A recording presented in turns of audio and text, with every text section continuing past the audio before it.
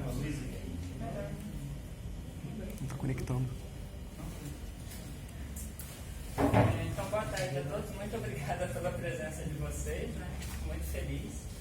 E, então, hoje eu vou apresentar os resultados da minha tese, né, de doutoramento, que, traduzindo em miúdos, o título é o estudo sistemático, né, do esqueleto pós-craniano dos crocodilianos, da linhagem dos crocodilianos viventes, né, e o que essas novas informações podem significar ou acrescentar para o nosso conhecimento acerca dos fósseis desse grupo.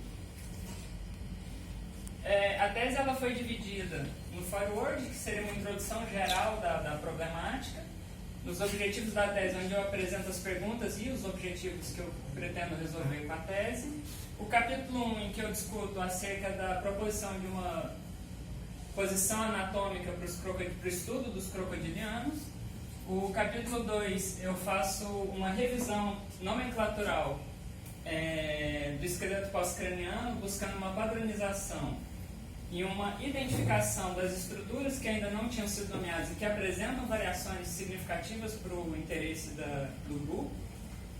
E na conclusão, né, no afterword, eu apresento as conclusões e quais objetivos foram atingidos, o quanto eu consegui responder de cada pergunta e coisas desse tipo.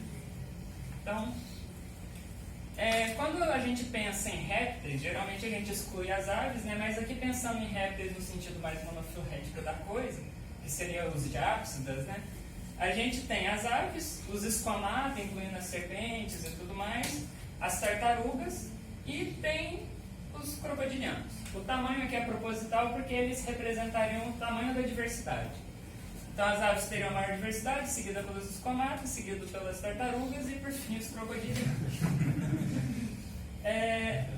Tradicionalmente, contam-se 24 espécies de crocodilianos distribuídas principalmente pelos trópicos do nosso planeta.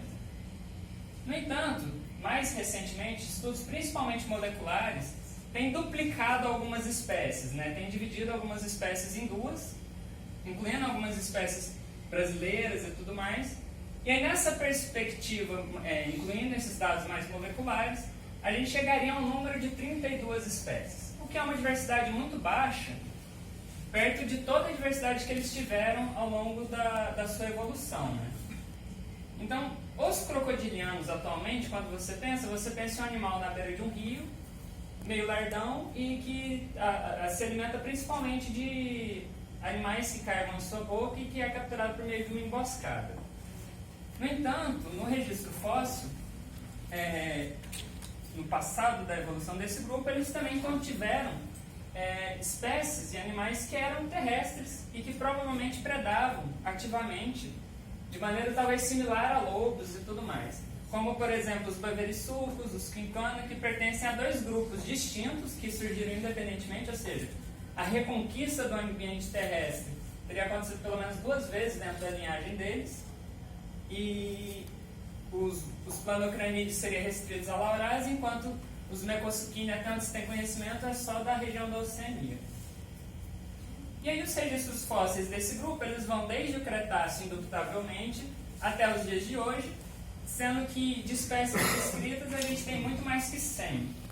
O número é incerto porque existem muitas espécies que ainda precisam de uma revisão e existem muitos materiais que são tidos como espécies dúbias e tudo mais. Então a diversidade precisa do grupo ainda é difícil de se estabelecer. Esse grupo muito diverso ele foi bastante estudado com relação à sua evolução, né? As inferências filogenéticas, baseadas em diferentes tipos de dados, mas principalmente dados morfológicos e dados moleculares, elas têm sido conflituosas entre si, como na maioria dos grupos. E no caso dos crocodilianos, o principal, mas não o único conflito, é a posição do que é o chamado falso gavial, que é o tomíssima, e do gavial, que seria o gavial verdadeiro, né? Nas proposições morfológicas, o gavial ele seria uma das primeiras linhagens a se diversificar dentro do grupo, enquanto que os tomístomas, os falsos gaviais, eles seriam uma linhagem que evoluiria dentro e com relação aos ancestrais dos crocodilianos, os crocodilos tradicionais, né? O crocodilo do Nilo, o crocodilo marinho e tudo mais. Mas quando você usa dados moleculares, a posição dos gaviais ela muda, ela vai justamente com o grupo irmão dos tomístomas, e aí você teria os alligators, né, incluindo os nossos jacarés, como a primeira linhagem a divergir na história do grupo. E aqui só uma figura representativa de cada espécie dessa mesma representação, né? Então, o alligator chinês, o crocodilo morelete, o Mecistops, que é um animal também longe-rosto e que não teria uma relação direta com os gaviais e os tomístomas, o Osteolemos, que também é uma forma relacionada. Bom, então a gente tem muitas discussões acerca da filogenia do grupo, ressaltando que, na parte morfológica, muitos dos dados utilizados nas filogenias, mais de 70% da informação utilizada para reconstruir as filogenias vem de informações cranianas.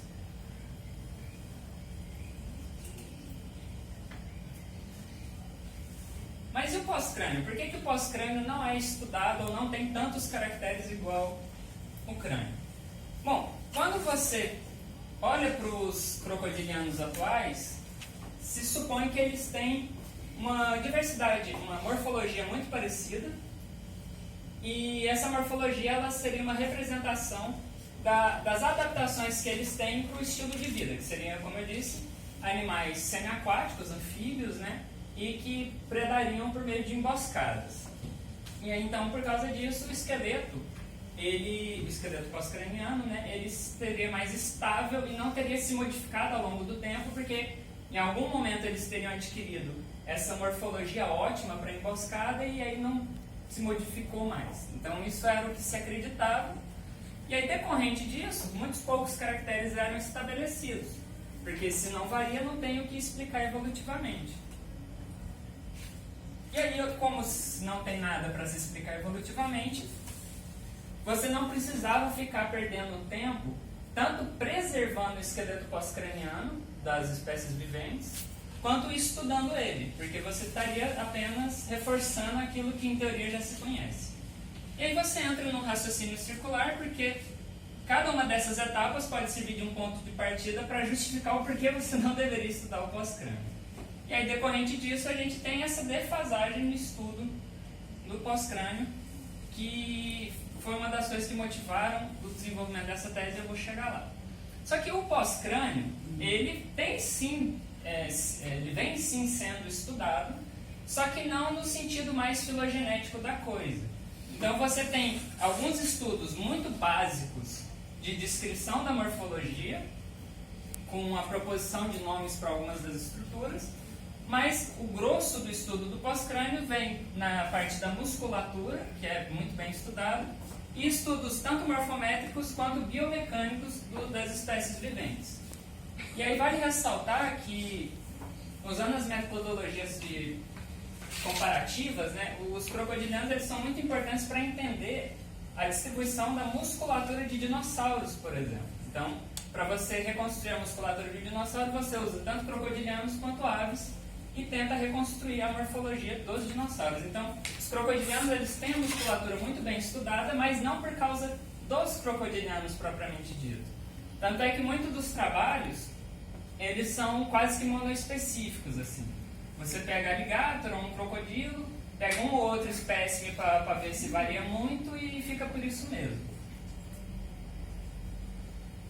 E aí isso gera alguns problemas. E dentre esses problemas, a mania de não se figurar todas as vistas dos ossos pós-cranianos e as descrições geralmente estarem resumidas a uma ou duas frases acerca do esqueleto. O que não dá sequer uma noção, se você perdesse a figura, por meio da descrição você sequer conseguiria imaginar como era o osso. Então isso daqui é o padrão na literatura de crocodilianos. E uma outra consequência é que qualquer elemento pós-craniano fóssil que você não encontre associado com elementos cranianos, dificilmente você é capaz de fazer uma identificação, principalmente a nível de espécie. Algumas vezes, mais raramente, você consegue a níveis de famílias, ordens, né, a grupos mais abrangentes. E aí, decorrente disso, esse trabalho tem como objetivo inicial, né, tentar entender se o pós-crânio realmente varia ou não. E aí, agora, a gente vai, então, para a introdução, né?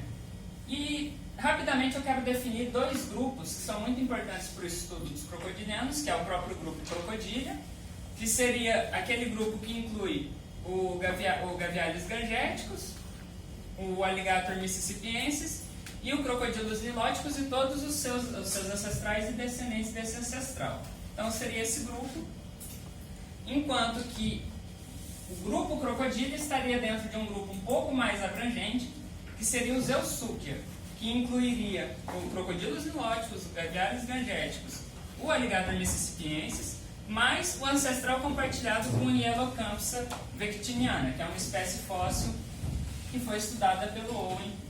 E aí você teria esse grupo um pouco mais abrangente. Então, basicamente, da diversidade contida em Eusuchia, a gente tem a linhagem que deu origem aos ancestrais que descenderam naquilo que a gente chama de crocodília. E aqui existe uma disputa acerca da definição de crocodília, que já foi resolvida, né, mas é importante em termos de história, que alguns artigos tratam o termo crocodília como um grupo mais abrangente, inclusive incluindo Eusuchia. Só que essa definição foi derrubada por uma série de autores de crocodilianos que fizeram um trabalho conjunto e amarraram o nome crocodília como um grupo coronal que incluiria justamente as espécies viventes e o seu ancestral recente mais comum. Aqui é só para ilustrar então que você tem os Eusuchias aqui diversificados, né? Então todas essas espécies aqui são espécies de Eusuchia e seus grupos. E para cá você teria as outras linhagens que estão fora dos Eusuchia. E aqui você teria a linhagem dos crocodilianos. Então lembra que eu falei que no estudo filogenético, dentro de crocodília já tem uma disputa? Quando você vai para Eusuchia, ou seja, quando você sai de dentro de crocodília, essa disputa é muito maior. Por isso que você tem uma colitomia. Ou seja, você não sabe ao certo onde cada um destes grupos, como cada um destes grupos se relaciona. Então a gente sequer sabe qual seria o grupo irmão da linhagem dos crocodilianos atuais. E isso, obviamente, atrapalha nas inferências evolutivas, na reconstrução dos estados ancestrais e assim por diante. Então isso daqui, inclusive, é uma das problemáticas que eu pude observar durante o desenvolvimento da tese. E aí quando você entra dentro dos crocodilianos, aí aqui eu estou representando uma das topologias mais tradicionais da morfologia, em que você tem os gaviais divergindo primeiro, e depois um grupo chamado Brevirostris, que incluiria as linhagens dos alligators e as linhagens dos crocodilos propriamente ditos. Então essa é a visão mais tradicional, sendo que os bovericsucos e os planocranidae, que seriam aquelas linhagens terrestres, elas geralmente estão fora dos Brevirostris, mas isso também tem disputas. Então, agora que vocês conhecem um pouco melhor o que são os crocodilianos, né, a gente vai então para as perguntas, né? Essas são as perguntas gerais que eu gostaria de responder, né? Então, o pós-crânio dos crocodilianos são de fato conservativos? A posição anatômica que se usa para a descrição do esqueleto pós-craniano dos crocodilianos é a melhor disponível? O nosso conhecimento nomenclatural anatômico do esqueleto pós-craniano contempla todas as estruturas do esqueleto? E por fim, realmente é impossível identificar a nível de gênero e espécie elementos isolados, elementos fósseis isolados do esqueleto pós-craniano?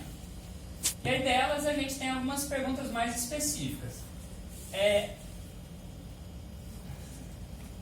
As características autapomórficas, né, as características exclusivas de cada uma das espécies viventes e fósseis, elas são bem explicadas? Existem, na verdade? O quão o esqueleto pós-craniano tem sido relevante na identificação dessas espécies?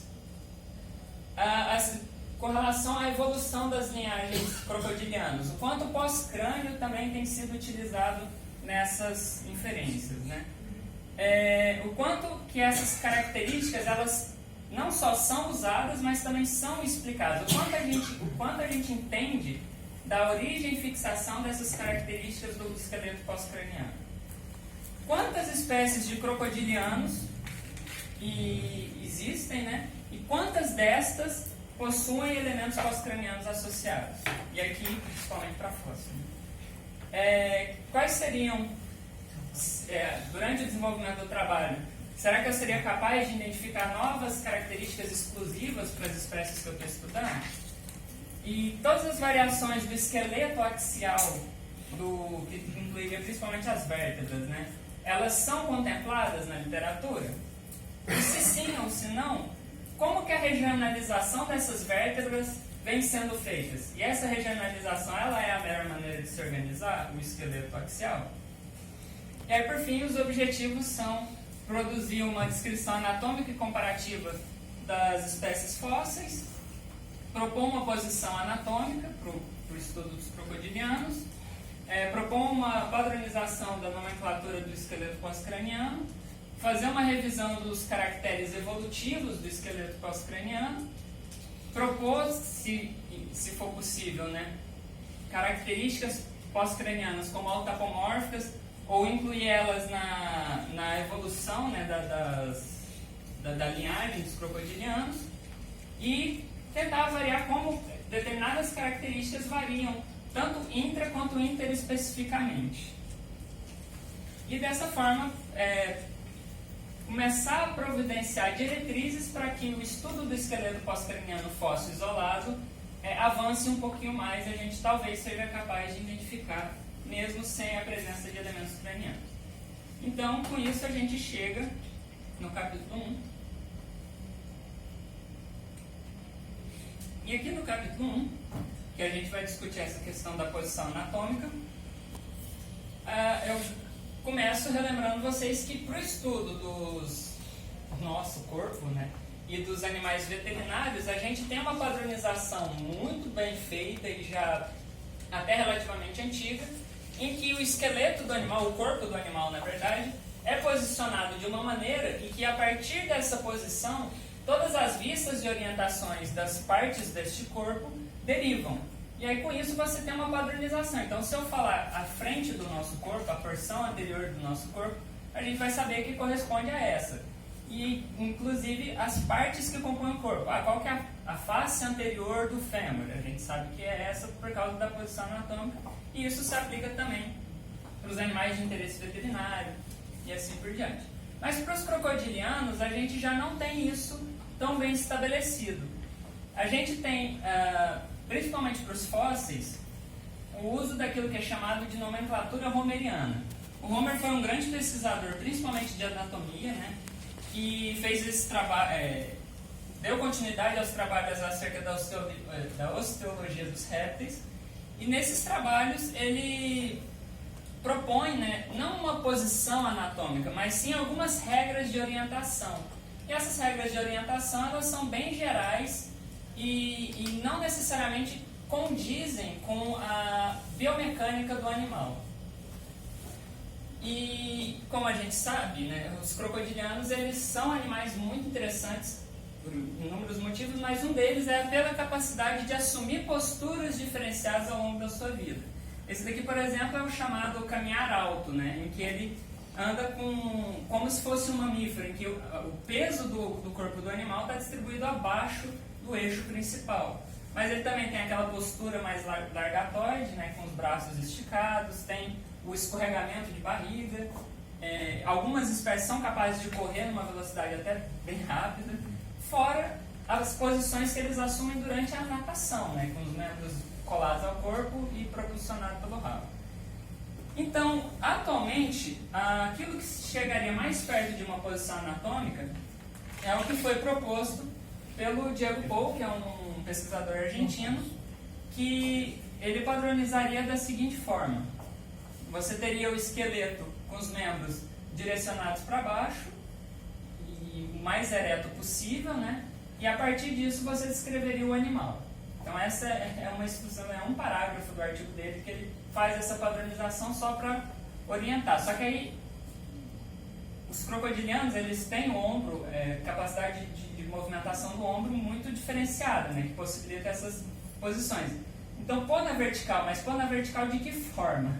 Então a gente entende a forma com que ele colocou a partir do momento que você lê o trabalho dele. mas ele não discrimina isso na sua tentativa de propor uma padronização na descrição. Então, na literatura, a gente começa com uma padronização de descrição lá no Owen, lá nos antigos anatomistas, mas que começa assim, mais direcionada para os crocodilianos, com os primeiros volumes feitos pelo Williston, do Osteology of Reptiles, que é diferente do que é proposto para o Homer. O Homer faz uma modificação dessa proposta até chegar nos dias atuais com o Poe, que é essa que eu acabei de escrever. Então, a gente, em suma, na literatura, quando você vai ler a descrição do esqueleto pós-craniano, você observa que não há uma padronização. Essa é a realidade atual do estudo pós-craniano. Então, você tem a mesma face, às vezes sendo anterior, às vezes sendo lateral, às vezes sendo externa, às vezes... Você não tem uma padronização sequer se é, por exemplo, cranial ou não, se é anterior ou não, e coisas desse tipo. Então, nesse capítulo, o objetivo é justamente tentar uniformizar isso e ver uma posição anatômica que corresponda melhor com a anatomia funcional do animal. Para isso, a gente estudou inúmeros espécimes, né? Mas para a medida de ilustração e de estudo, foi utilizado o espécime DGM 156, que é lá do Museu de Ciências da Terra, que já é quase um irmão meu, de tanto que eu fiquei com esse bicho. E aí, então, as ilustrações são todas baseadas no esqueleto desse animal. Bom, vale então ressaltar que quando a gente está fazendo comparações entre os organismos, a gente se vale daquelas termos antigos que o Owen propôs, que são os homólogos, as homologias e tudo mais. Com relação a materiais e métodos, né, eu quero ressaltar aqui que eu trato o termo homólogo como características que podem ser morfologicamente distintas, mas que são equivalentes em espécimes diferentes. Homologia, eu sigo as orientações do Lancaster e substituo a homologia por homogenia e homoplasia. E o homótipo, que talvez seja o termo que a menor quantidade de pessoas conheça, seria o equivalente ao homólogo, mas dentro do mesmo espécime. Enquanto o homólogo é entre espécimes, o homótipo é dentro do espécime. Então, os espinhos neurais de uma vértebra, elas são homótipas umas das outras. E o conjunto desses espinhos neurais, ou um espinho neural individual, comparado com o espinho neural de um outro espécime, elas são homólogas. Então, essa distinção é importante. Outra coisa são os termos vista, né? A vista em relação ao observador, então você tem a vista anterior, a anteromedial, a anterolateral. A superfície é a superfície do osso, considerando a posição anatômica que você está utilizando, né? Então, a face que é direcionada anteriormente corresponde à superfície anterior. E a direção é a orientação, né, que o determinada estrutura ou osso possui dentro da sua posição anatômica estabelecida, lembrando que também são seguidos os padrões tradicionais de cortes medianos, sagitais e os planos tradicionais da biologia. Né? E aí, para facilitar as comparações, né, de como como as orientações desses ossos vêm sendo feitas na literatura, foi reconhecido 3 grupos, né? O grupo dos miologistas, vamos dizer assim, que seria a postura parasagital com o animal vivo, né? Que são com os membros flexionados, que seria essa posição do high walk. Já a parasagital vertical estrita, né, seria aquela proposta pelo Poe, em que os membros estão verticalizados em relação ao corpo e assumindo as faces que eu consegui identificar ao longo das descrições dos seus trabalhos. E a parasagital vertical natural seria a que a gente está propondo nesse trabalho, sendo que o termo natural aqui se refere ao fato de que quando você observa essa postura dos ossos, principalmente dos membros anteriores, na posição anatômica que o Poe usa, ela é antinatural, ou seja, a posição anatômica ela não necessariamente precisa corresponder à biologia do animal. Mas a partir do momento que ela corresponde, você funciona melhor, porque a partir dessa padronização você vai discutir o nome das estruturas, que em geral é processo lateral, é processo medial e etc. Então ela vai estar relacionada à orientação do osso que você assume, e ela também vai estar relacionada com os músculos. E você tem uma série de músculos que são, por exemplo, mediais, laterais ou anteriores, e que isso vai influenciar biomecanicamente. Então é interessante que você tenha uma posição anatômica que já contemple a biomecânica do animal. E isso não era observado na padronização mais utilizada pelos crocodiólogos. Com relação aos termos anatômicos, a gente usa a literatura tradicional para o grupo, principalmente o Homer, né? Então é uma nomenclatura homeriana, e vale ressaltar que nos momentos em que, a partir da descrição e proposição dessa nova posição anatômica, você tem uma estrutura que seria a estrutura lateral, mas na verdade ela está na superfície anterior, a gente mantém o nome original, mas coloca aspas para indicar que o termo lateral estaria inadequado. Mas para não gerar uma confusão nesse momento da discussão, se mantém o nome original com as aspas. Então aqui é justamente mostrando um animal fazendo high walk, e aqui eu queria destacar para a posição do joelho. O joelho ele faz um movimento paralelo ao corpo, ele vai para frente e para trás, enquanto que o cotovelo do animal ele tem uma posição lateral em relação ao corpo. Ele não se flexiona para trás igual um cachorro, um cavalo ou coisa do tipo. Ele se posiciona lateralmente, enquanto que a face da mão está direcionada anteriormente. Então ele faz assim com o braço dele. Então essa orientação que a gente deveria manter para a posição anatômica do animal. E isso envolve então em fazer os membros ficarem parassagitais e rotacionar eles, que é a proposta natural desse trabalho. E aí é interessante que durante o desenvolvimento da tese, mais especificamente esse ano, saiu um trabalho desse Pachenko, desse pesquisador, que mostra, né, que os crocodilianos, ao contrário do que se pensam, eles seriam sim animais que possuem a posição quadrúpede parassagital igual a um mamífero. Ou seja, o peso do animal está distribuído imediatamente abaixo da postura do eixo central do corpo. E isso tem uma relevância biomecânica muito grande. Então, apesar do cotovelo se direcionar para fora, que é o que fazia as pessoas pensarem que a distribuição do peso era igual a de um réptil, de um outro réptil esquamata, por exemplo, a mão se posicionando para frente, as adaptações que eles têm nos carpos, fazem com que o peso seja redirecionado para baixo do corpo. Por isso que eles são animais que conseguem, mesmo tendo essa morfologia meio desengonçada, se mover tão bem na terra e inclusive correr. Então aqui cada um dos ossos, elas têm as terminologias de orientações próprias, que são anterior, posterior, lateral, medial, dorsal, ventral. E aí quando você está ao longo do esqueleto axial, que incluiria as vértebras e os ossos das cinturas, escápula, coracóide, ilho, isquio e pubis, você usa dorsal e ventral. Agora, todos os ossos que se inserem nesse esqueleto axial, você vai usar os termos proximal e distal. E aí, dependendo da posição desses ossos ao longo das conexões que você tem no membro, você pode substituir, por exemplo, dorsal e ventral por proximal e distal no húmero, mas quando você vai para as falanges, o anterior e posterior que seria o proximal distal. Então, o proximal distal não é necessariamente um substituto de dorsal e ventral. Isso é importante você ter em mente. E aí, com isso, com essa proposição da posição anatômica, baseada sim no Paul, mas modificada e atualizada com relação à biomecânica do animal, foi feito tabelas e figuras, né, que posicionam e padroniza as vistas, né, de cada osso, a superfície de cada osso, bem como uma descrição de cada uma dessas superfícies, de forma que a pessoa passa a ser capaz de justificar nos seus trabalhos o porquê essa vista que ele está falando é a anterior, é a posterior ou coisa do tipo.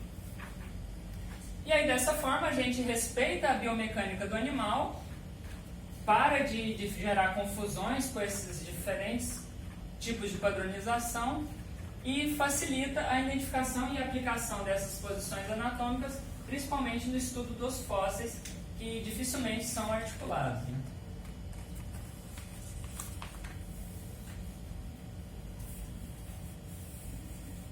Então isso finaliza o capítulo 1 e aí a gente vai para o capítulo 2, que eu vou tratar então mais da questão nomenclatural do esqueleto pós-craniano. O estudo dos crocodilianos, mais propriamente dito, em termos de anatomia, ele poderia começar com os gregos, mais especificamente com Heródoto, estudando os crocodídeos nilóticos, e você tem alguns hiatos, né? E aí depois deles você poderia ir para os franceses com Cuvier, depois você volta para os norte-americanos com Mooke, com Homer, com Williston. E aí basicamente você tem as descrições anatômicas do grupo inteiro como um único exemplar. Lembrando daquele pensamento circular de que crocodiliano não varia o esqueleto pós-craniano, esses trabalhos geralmente são, você pega um alligator, que geralmente é mais fácil, ou um crocodilo nilótico, que eram os animais mais acessíveis, você descreve ele e isso representa todo o grupo. A única exceção de espécie vivente que tem uma descrição razoavelmente boa de todo o seu esqueleto foi feita pelos chineses com a espécie do alligator sinensis, que tem uma descrição, comparada com o que tem para outras espécies, muito boa. Claro que também não é tão boa assim, mas comparativamente ela é excepcional. Então, tirando isso, a gente sequer conhece as especificidades dos esqueletos das espécies viventes. Lembrando então que as espécies viventes, elas também são muito utilizadas para o estudo muscular, para a reconstrução muscular miológica dos esqueletos pós-cranianos de dinossauros, por exemplo. Então, baseado nessa bibliografia histórica e descritiva acerca do esqueleto craniano, a gente consegue reconhecer o que seria 3 pontos fracos, né? Que seria a ausência de descrição, uma descrição de verdade, né? dos ossos pós-cranianos, tanto dos fósseis, mas principalmente das espécies viventes. Uma padronização nomenclatural e a garantia de que todas as estruturas estejam nomeadas e a proposição de características, a utilização dessas características pós-cranianas na perspectiva evolutiva do grupo. Então você tem alguns mitos, né, que o pós-crânio ele não seria tão variável quanto o crânio, isso tem publicado frases desse tipo. O Brochu, por exemplo, chega a reconhecer que o pós-crânio ele tem ali uma variação ou outra, mas em nível de grandes grupos, mas não o suficiente, vamos dizer assim, para que você tenha que se preocupar em descrever o esqueleto pós-craniano de todas as espécies. E aí relembro então essa questão do raciocínio circular de que todos teriam um comportamento de predador de emboscada semiaquático, e aí por causa disso eles não teriam essas variações no esqueleto pós-craniano. E aí essas seriam a diversidade mostrando, né? Então, com isso, eu vou tentar suprir esses 3 pontos fracos nesse trabalho. E aí, para isso, eu volto com o meu irmãozinho aqui, o DGM 156, e dele, esses foram os ossos que foram devidamente estudados ao longo do trabalho, né? Então, as vértebras, a cintura escapular, o membro anterior, a cintura pélvica e o membro posterior, excluindo os ossos da mão e do pé. E no caso, o calcanhar também. E as costelas do esqueleto externo. Então, para descrição dos ossos, né, foi-se utilizado a posição anatômica proposta no capítulo 1. Para estudo da anatomia e nomenclatura do esqueleto pós-craniano, foi-se consultado inúmeros trabalhos, principalmente aqueles que são mais recorrentes na literatura, como citados, né, tipo, eu estou usando os nomes que foram usados pelo fulano. Na verdade, isso pouquíssimos trabalhos fazem. A maioria dos trabalhos usam termos para as estruturas, mas não dizem de onde eles tiraram esses termos. Então, na verdade, eu fiz um mini CSI vendo os padrões de termos que as pessoas usam e tentando ver de quais trabalhos eles tiravam. Chegando ao ponto que existiam trabalhos que você, mais atuais principalmente, que a pessoa tirava os nomes de 2 artigos diferentes e termos diferentes que representam a mesma estrutura eram tidos como estruturas diferentes do trabalho da pessoa. Então, a confusão que isso vai gerando. Então, assim, não foi uma busca exaustiva de todos os nomes já utilizados na literatura, mas foi os principais. E aí aqui eu destaco que, como o esqueleto dos viventes não é descrito, esses nomes eles estão presentes na paleontologia, na descrição dos ossos fósseis. Então, muitos desses trabalhos, eles se referem a espécimes fósseis, e aí principalmente fora do grupo Eusúquia. Então, são motossúquios, eusúquios, são animais muito mais primitivos em relação à espécie vivente. Que gera um outro problema. Você tem estruturas nesses animais que já não estão mais presentes nos animais viventes. E você tem estruturas dos animais viventes que não estão presentes nos animais fósseis, né? Desses grupos especificamente.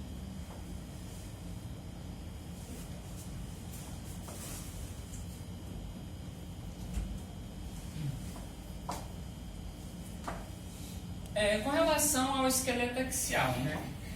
A regionalização dele foi baseada nos trabalhos do Mooke, do Homer e de dois autores que têm um capítulo no Biology of Reptilia, edição 1. E aí a divisão tradicional do esqueleto axial crocodiliano seria cervical, as dorsais, as lombares, as sacrais e as caudais. Só que quando você começa a ler a bibliografia de crocodilianos, você percebe que nessa transição aqui, você tem autores que falam que os crocodilianos têm 8 cervicais, você tem outros que falam que tem 7, que tem 6, ou que tem mais dorsais, e você não tem um consenso de como isso funciona aqui. O Homer, ele define as dorsais como a primeira vértebra cuja a costela se conecta ao externo. E aí seria mais ou menos na 9. Mas outros autores usam outras definições e aí novamente você tem uma confusão. Então, nesse trabalho, baseado na anatomia das vértebras, buscando os homótipos e as homologias seriadas do esqueleto dos crocodilianos, e nesse contexto, se valendo das informações dos gene hocs que tem, não muito, mas em alguns trabalhos das espécies viventes, eu fui capaz de reconhecer algumas regiões que mereceriam seu próprio nome, né? Mereceriam ser reconhecidos como uma região própria, tendo características homotípicas próprias e características de manifestação do gene hocs próprias, que seria a região occipital, formada por 2 vértebras, a atlas e a arx, a região cervical, composta por 5 vértebras, a região cérvico-dorsal, composta por 4 vértebras, e a região dorsal e lombar, que eu vou entrar em detalhe depois, mas ela já é um pouquinho mais complicada também. E aí, se vocês descem as linhas aqui, vocês veem que cada uma dessas regiões, os genes hocs, elas transcendem, né, muitas dessas categorias artificiais que a gente propõe, mas quando você vê a manifestação desses genes hocs, você percebe que não só cada uma dessas regiões tem uma anatomia própria, como também uma combinação exclusiva de gene hocs atuando, o que provavelmente causa a variação morfológica que a gente observa. Então aqui é um esqueleto de gavial, né? Aqui você teria as vértebras occipitais que ligam, que são as responsáveis por fazer a conexão do esqueleto axial com o crânio, as regiões cervicais que você tem essas costelas em forma de V, e aí você tem a cervicodorsal, que as costelas começam a se direcionar mais lateralmente, até você chegar nas dorsais, que você tem essas costelas que formam um Cs, assim, né, que formam a caixa torácica propriamente dita. Vale ressaltar que a região cérvico-dorsal, ela necessariamente está associada com a cintura escapular, né, com a escápula coracoide. Então, eu não sei o quanto a morfologia dessa região também pode estar sendo moldada embriologicamente por causa da presença desses ossos, e existem estudos que mostram que as proporções dos ossos pós-cranianos variam com o desenvolvimento embrionário. E aqui, então, a gente tem as cervicais, elas seriam caracterizadas pela diapófise direcionada mais ventralmente e a parapófise sendo circular. Enquanto as cérvico-dorsais você teria a diapófise mais projetada e direcionada horizontalmente, enquanto que as parapófises elas seriam alongadas dorsoventralmente. As dorsais e lombares, você teria a presença de uma estrutura chamada processo transverso, que resulta da fusão do processo que segura a diapófise com o processo que segura a parapófise.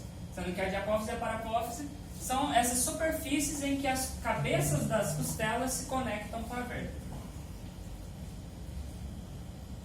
Então, baseado nisso, foi feito então aquele levantamento, né, de quantas espécies existem e quais são os esqueletos, o que eu tenho acesso ao esqueleto pós-craniano. Então, com relação às espécies viventes, eu consegui estudar 24 das possíveis 32 espécies, mas como a maioria das espécies é dado molecular, que você distingue uma da outra, e eu tenho acesso a fósseis que muitas vezes não tem mais a possibilidade desse recurso molecular, então talvez eu tenha visto mais espécies, mas eu estou limitada à identificação da coleção. E aí desses 24 espécies eu consegui ver um total de 162 espécimes. E aí foram feitas tabelas em que eu mostrava quais eram os ossos que estavam presentes para cada espécime, e quando tem um M em negrito, significa que essa estrutura é modificada. Essa modificação pode ser durante a preparação ou uma patologia. E aí dá para perceber, não nessa parte aqui, mas ao longo dos estudos dá para perceber que os jacarés eles têm muitas patologias no esqueleto pós-craniano. E aí isso não exclusivamente relacionado aos animais que eram de zoológico, mas também animais da natureza. Com relação aos fósseis, foi feito um levantamento de todas as espécies fósseis de Eusúquia e Crocodília, que eu tive acesso, pelo menos, e conhecimento, e dessas espécies foi levantada,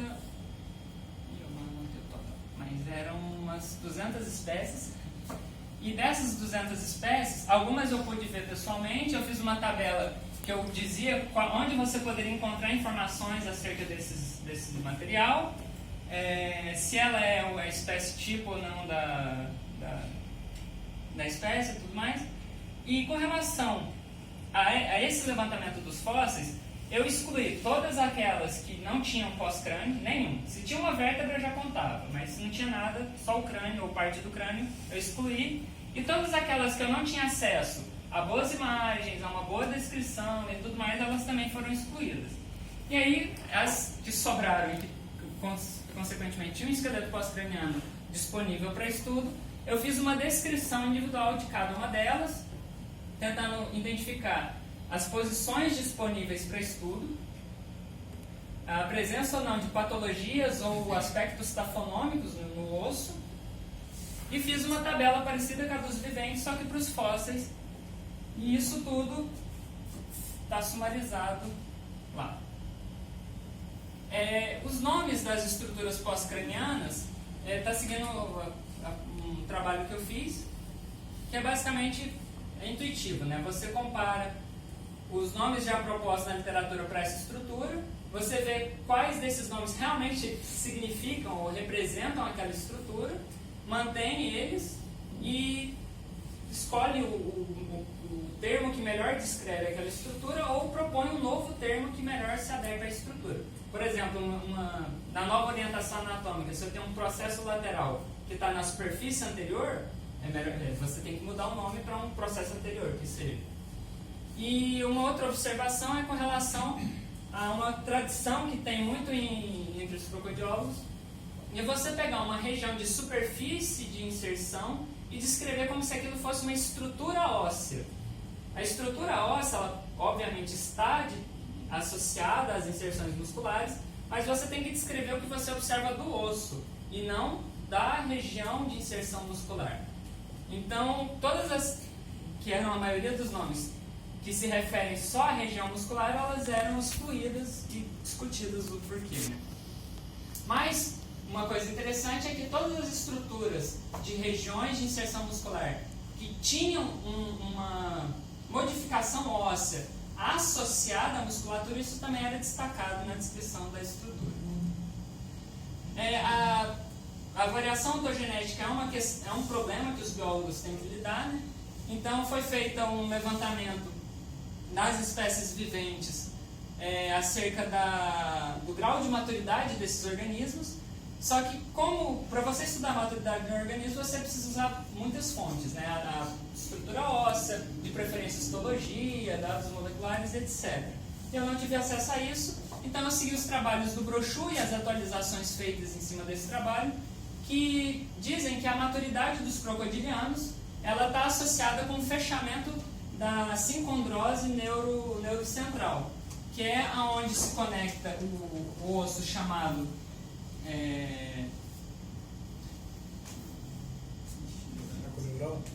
arco neural e o centro, que é onde eles se articulam.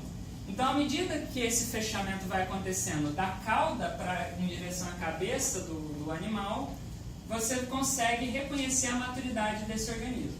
Então, foi reconhecido 3 níveis de maturidade referente a isso, que seria pelo menos uma vértebra caudal aberta, todas as vértebras caudais fechadas e somente as cervicais abertas.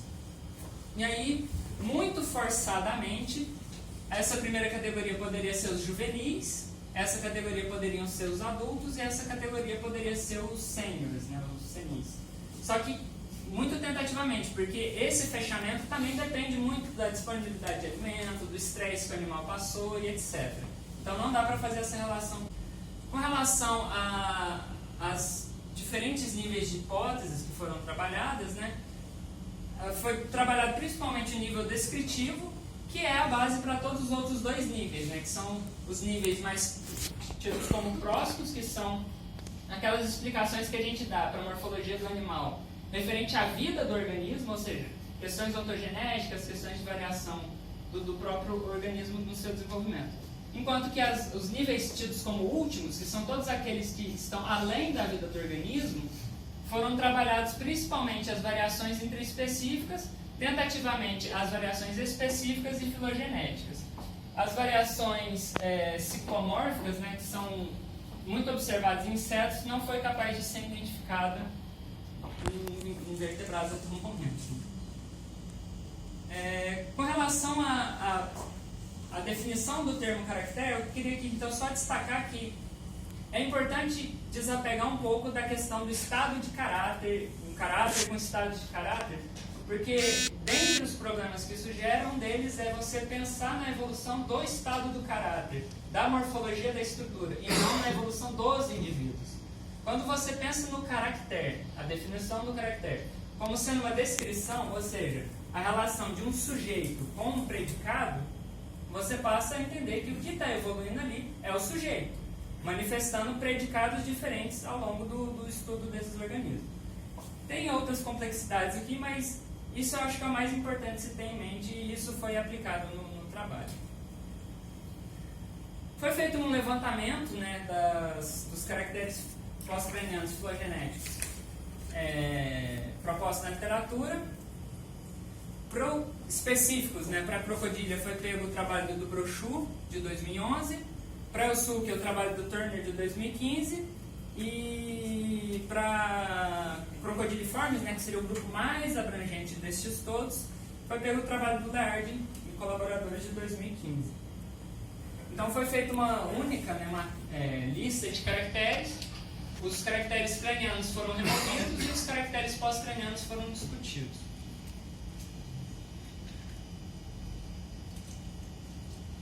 Então, entrando nos resultados, com relação à nova proposição da regionalização do esqueleto axial, todas as vértebras, tanto das espécies viventes quanto das espécies fósseis, foram contadas para tentar identificar se haveria alguma modificação nessa padronização. E foi identificada variações, só que interessantemente, pelo menos nas espécies viventes, todas essas variações que a gente observou, principalmente nas cervicodorsais, dorsais e sacrais, essas variações elas estão claramente associadas com patologias do animal. Então não são variações que precisam ser explicadas no nível filogenético, por exemplo. E aqui as variações do esqueleto nas vértebras sacrais, né, em que geralmente um crocodiliano normal, né, atual, ele tem 2 sacrais, Só que por modificações, provavelmente na manifestação do gene ROX ou alguma questão do desenvolvimento desse organismo, ele pode passar a ter 2,5, como por exemplo nesse caso, que só um lado se conectou ao ilho, ou 3 por inteira, como por exemplo nesse caso aqui, nesse caso aqui. Além disso, tem uma variação dentro dessa variação. Essa vértebra adicional ela pode ser a última lombar que se fusiona ao ilho, ou ela pode ser a primeira caudal que se fusiona ao ilho. Nos fósseis, em Eosuchia, essas duas espécies, o Alligatorellus e o Atoposaurus, eles tiveram variações, tanto na contagem das vértebras dorsais e lombares somadas, né, quanto nas sacrais. Só que como nesses organismos você só tem acesso a um espécime, não dá para ter certeza, então, se essa variação pode ser considerada uma patologia, e pelo que eu pude verificar não tinha nenhum indício disso, e então, de preferência mais fósseis ou mais estudos detalhados da anatomia desse animal seria necessário para verificar se essa contagem é de fato o que a gente espera para a espécie. E isso seria então interessante porque você mostraria que fora dos crocodilianos, dentro dos Eosuchias, você teria então uma variação nessa contagem de vértebras, que você não observaria dentro dos crocodilianos. Então, nessa contagem, a gente consegue, com exceção desses dois espécimes fósseis, fazer a seguinte amarração de vértebras para cada região. 2 occipitais, 5 cervicais, 4 cervicodorsais, e aqui entra o problema. As dorsais e as lombares, elas se diferenciam pela manifestação de uma costela. E essa manifestação da costela, ela pode não estar preservada, ela pode não deixar sinais claros, e ela pode variar. Então, a transição entre dorsal e lombar, ela tem algumas características no centro que você consegue tentar fazer, mas levando em conta a presença da costela propriamente dita, essa divisão é um pouco mais complicada. Mas a soma das dorsais com as lombares é sempre 13. Então essa é uma região que precisa de mais estudos em trabalhos posteriores. Então, com relação à nomenclatura, todos aqueles ossos que eu mencionei no começo, eles foram novamente figurados em todas as vistas, e as estruturas foram achuradas, coloridas e marcadas com números que corresponderiam a uma tabela do osso, específica do osso, e nessa tabela você teria os autores, os nomes que foram usados para cada uma dessas estruturas e o nome que eu sugiro que se utilize no trabalho, a partir deste trabalho. E aí cada uma desses nomes dados às estruturas vinham acompanhado de uma descrição, e essa descrição caracterizava o que era a estrutura, delimitava o que era a estrutura, se tinha alguma variação muito significativa era descrita, e quando possível era associado ou não à presença de músculos. Com relação àqueles caracteres filogenéticos que foram levantados, deram cerca de 148 caracteres, e eles foram mais ou menos divididos da seguinte forma: aqueles em que, por falta de variação dentro dos crocodilianos, não tinha objetivo, não fazia sentido discutir essa característica nesse presente trabalho, então eles eram excluídos. Aqueles em que a proposição do caráter, pelo menos no meu ponto de vista, tinham problemas, então eu discutia o problema e possíveis soluções para esse problema. E aqui, modificações pequenas acerca da orientação ou não modificação no fim das contas. O caractere estaria bom do jeito que ele estava. E por fim foram propostos apenas 2 caracteres novos, por falta de tempo de trabalho. Um deles foi para o ProAtlas, referente a essa superfície que articula com a região occipital do crânio, que ela pode ser vertical, ela pode ser horizontal, ou ela pode ser horizontal apenas no terço final dela. E essa variação aqui é interessante porque ela é presente indubitavelmente apenas nos paleossupras, então já poderia ser uma característica para reconhecer esse gênero, mas mais estudos seriam desejados, né?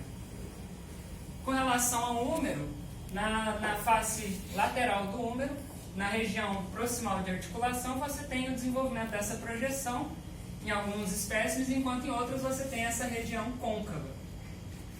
E aí, isso é uma característica que precisa ser melhor estudada, porque em algumas espécies, ela se apresenta como uma variação ontogenética. Os organismos juvenis apresentam essa condição e os adultos apresentam essa condição. Em algumas espécies que eu tive a oportunidade de estudar, o juvenil e o adulto, não teve essa variação. Então, tem espécies que têm essa variação e tem espécies que não têm essa variação. Então, o nível de variação interespecífica e ontogenética precisam ser melhores compreendidos antes da gente propor os caracteres filogenéticos. E então, com isso, a conclusão desse capítulo é que não estava bom os nomes utilizados, né, as padronizações, então foi proposta uma padronização. Mais estudos em cima disso é necessário, e principalmente no que se refere à parte filogenética nesses trabalhos, tendo a preocupação de criar grupos de estudos para propor essas padronizações, que esse trabalho não tem como objetivo ser a solução final para nada, e sim o início de uma discussão saudável acerca de possíveis soluções para esses inúmeros problemas que eu estou falando aqui. Então seria um pontapé inicial. E aí, com relação às perguntas, né, o esqueleto pós-craniano, ele é de fato conservativo? Não, ele tem variações, e bem relevantes. A posição anatômica atual era boa? Não era boa, e foi proposta uma nova no capítulo 1. Os nomes utilizados para as estruturas cranianas eram bons? Não, não eram, e também foi feita uma padronização e uma proposição de nomes para estruturas que não tinham. Com relação aos fósseis, eu consegui na qualificação mostrar alguns fósseis que eu tinha conseguido, fósseis pós-cranianos isolados, que eu já tinha conseguido identificar por meio dos estudos. Só que por uma questão de tempo eu não consegui incluir eles na tese. Mas isso mostra que, para responder essa questão de se é possível ou não de identificar, mais estudos são necessários, mas que é uma área promissora de se seguir as pesquisas, pois já tem resultados preliminares muito interessantes. Com relação às autapomorfias, apenas 33 das 215 espécies levantadas tinham alguma menção de caractere pós-craniano na diagnose, sendo que a maioria delas era, na verdade, características que são sinapomorfias do grupo. Então, não era de fato uma autapomorfia, ou sequer uma variação, um conjunto de características que poderia permitir. Em alguns casos específicos, você tinha uma variação detectada como autapomorfia, mas era, sei lá, 5 espécies. Com relação aos homólogos, né, que já foram propostos na literatura, a maioria foi necessária uma discussão mais profunda e precisa de uma revisão antes da gente incluir isso numa filogenia, além da descrição de novos caracteres. As explicações desses caracteres na literatura são escassos e eu não consegui avançar muito nesse aspecto. E uma exceção poderia ser o trabalho do Sisford, em que eles discutem a evolução da procelia dentro de Eusuchia para Crocodile. Mas, de modo geral, vocês mal têm caracteres e, quando tem, eles não são explicados. Com relação às espécies levantadas, foram um total de 212. Dessas, 96 não tinham pós-crânio, totalizando um total de 116 espécies fósseis que foram estudadas que tinham pelo menos um elemento pós-craniano associado. Com relação às hipóteses específicas, né, mais estudos são necessários, principalmente para entender primeiro como essas variações ontogenéticas se dão, para então entender as variações entre as espécies e verificar quais dessas variações têm um potencial de ser exclusivo da espécie que a gente está discutindo. Com relação ao esqueleto axial, a padronização ela pode ser melhorada, incluindo a nomenclatura, sendo propostas novas regiões que são respaldadas tanto por dados moleculares quanto dados morfológicos. E com relação aos objetivos, todos foram em algum grau cumpridos, só que alguns deles são necessários mais estudos para que se chegue a uma conclusão efetiva do que foi levantado, né? Então, queria agradecer a presença de vocês, aos meus orientadores, a gente que está aqui, Joana, vocês, meus amigos, principalmente ao PPGZOU, que deu toda a infraestrutura para o desenvolvimento da pesquisa, principalmente depois do incêndio do museu, a CAPES, que deu a bolsa, a todas as instituições que me receberam muito bem, ao MUSA, né, o Museu da Amazônia, e ao FAC, que sem eles eu não teria conseguido terminar a tese, porque eu tive que pedir prorrogação de prazo, e aí você fica sem bolsa, né, então se não fosse por eles, eu não teria conseguido terminar. Museu Nacional Viva, agradeço a minha psicóloga, que sem ela eu não teria conseguido, meus pais e meu irmão, meus grandes amigos, mais especificamente o Rodrigo e a Camila, que são sempre os que eu estou mais enchendo o saco, e principalmente as pessoas também que contribuem financeiramente para o meu canal no YouTube, porque elas também me ajudaram nesse período que eu estava sem bolsa. Então, tantas outras pessoas que estão agradecidas devidamente na tese. Então é isso, gente. Muito obrigado.